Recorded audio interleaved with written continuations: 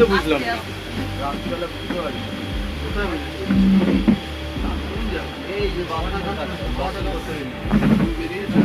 বয়স্ক কর্মী তাকে টোটো থেকে নামিয়ে মারপিট করছিলেন।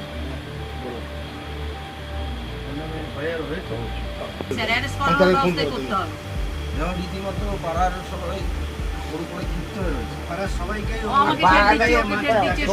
মেন কথা হলো যদিও বার করতে হয় ভোটের পরে, ভোটের আগে না, তাহলে ভোটের মধ্যে। তার মানে হলো অপরাধীদের মনটা অনেক বেড়ে গেছে। এরকম অপরাধী এ সমাজে থাকা উচিত না।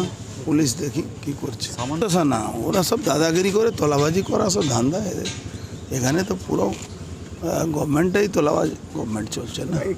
নিশ্চিতভাবে তৃণমূলের দুষ্কৃতি হবে, বিনা দুষ্কৃতি তৃণমূল থাকবে, দুষ্কৃতি তো বিজেপিতে থাকতে পারে না, তাতে তাহলে তো পুলিশ থাকতে দেবে না।